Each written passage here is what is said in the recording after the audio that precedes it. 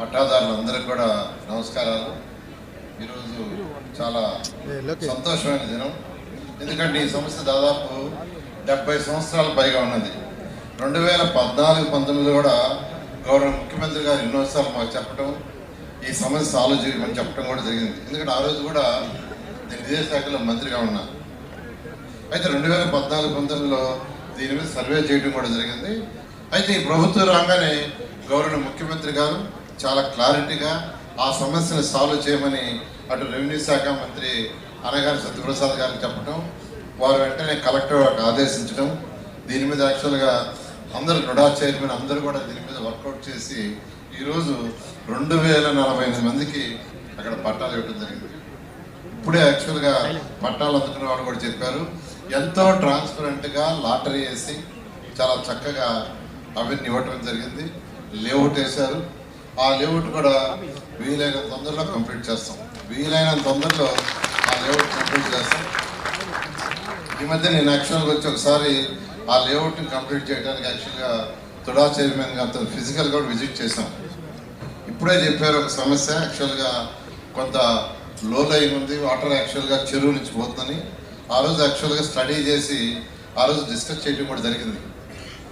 Revenue మంత్రి అనగారి సత్యప్రసాద్తో కూడా ఆ పాయింట్ డిస్కస్ చేశాను.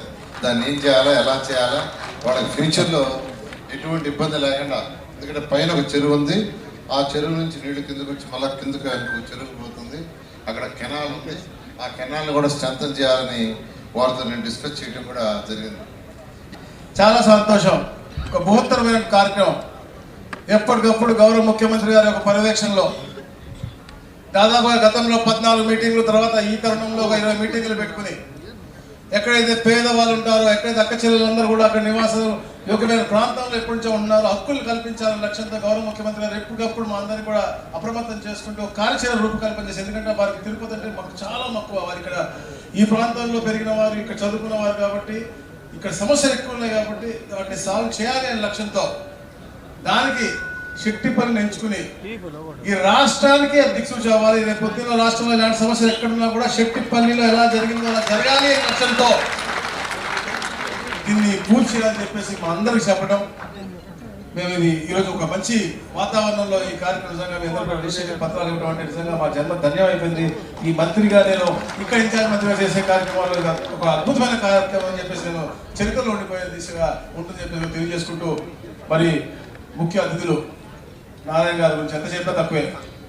నేను అందరి పేరు చెప్పాలి, ఇది చెప్పాల్సిన అవసరం లేకుండా అయినా కూడా అందరూ చెప్పారు. నేను అందరి పేరు చెప్పాలి, నా బాధ్యత. ఇప్పుడే డాలర్ గారు చెప్పారు పని రాక్షసుడు అని. పని రాక్షసుడు కంటే కొంచెం ఎక్కువ పేరు చెప్పాలంటే ఆయన చెప్పాలి. ఎందుకంటే రాత్రి కూడా 1 గంటకి, పొద్దున్న 5 గంటలకు పనిచేసే వ్యక్తులు, మంత్రులు ఇద్దరే ఉన్నారు. గౌరవ ముఖ్యమంత్రి చంద్రబాబు నాయుడు గారు, తర్వాత మంత్రి గారు నారాయణ గారు. ఈ ల్యాండ్ పూలింగ్ విధానం కూడా పునాది వేసి దాన్ని కార్యాచరణ తెచ్చింది కూడా వారిద్దరే. చరిత్రలో ప్రపంచంలో ఎక్కడ కూడా ల్యాండ్ పూలింగ్ అనేది గతంలో లేదు. 29,000 పైచిలకు రైతులు 33,000 ఎకరాలు ఆ రోజు ఇచ్చారంటే అది చంద్రబాబు నాయుడు గారి మీద నమ్మకం, తర్వాత నారాయణ గారి మీద వారి యొక్క కష్టం. అది చేసి చూపించారు.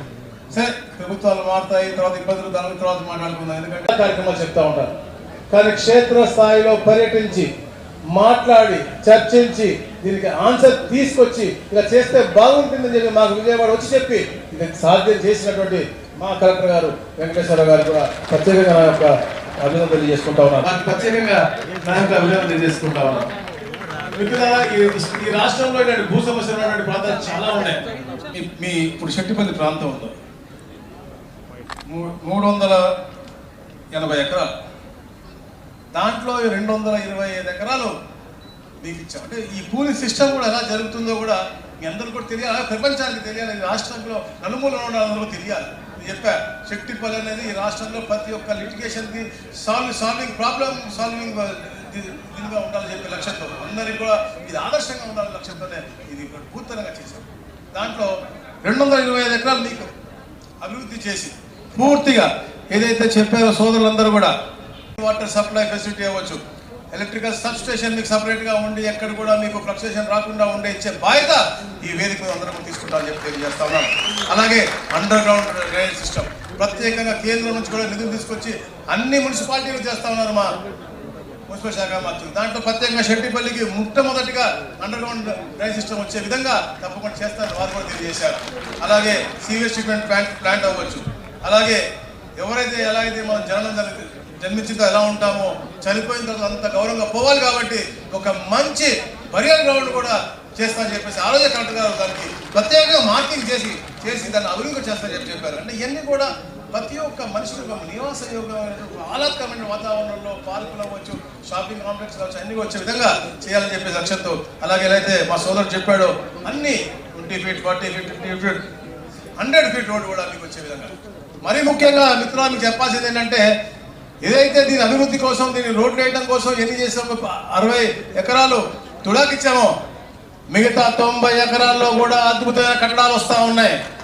టూరిజం తరఫున అవ్వచ్చు, ఇండస్ట్రియల్ తరఫున అవ్వచ్చు, ఐటీ తరఫున అవ్వచ్చు, ఏదైతే రాష్ట్రం అంతటా కూడా అభివృద్ధి వికేంద్రీకరణ జరుగుతూ ఉందో దాంట్లో భాగంగా మీ ఇంటి పక్కన కూడా అద్భుతమైనటువంటి కట్టడాలు రాబోతా ఉన్నాయి. అంటే మీ యొక్క ఇంటి విలువ కూడా పెంచుతాను. అంటే ప్రతి ఒక్క మనిషి కూడా స్థిరంగా బతకాలి, లబ్ధి పొందాలి, ఆర్థికంగా అధికంగా ముందుకెళ్ళాలి లక్ష్యంలో ఏదైతే గౌరవ ముఖ్యమంత్రి ఎన్నో కార్యక్రమాలు దాంట్లో భాగంగా ఈ 90 ఎకరాల అభివృద్ధి కూడా రేపు మీ యొక్క ఆర్థిక స్థితిగతులు మెరుగుపరిచే విధంగా ఉంటాయని చెప్పేసి కూడా నేను తెలియజేస్తున్నాను. జె చంద్రమునయ్య వార్డ్ నంబర్ 211 ఈపూర్ కుమార్ ప్రమీల వార్డ్ నంబర్ 523 చూడండి సార్ సైడ్ చూడండి 58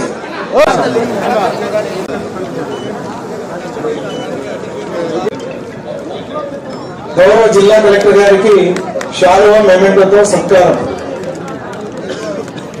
ఓకే సార్. అలాగే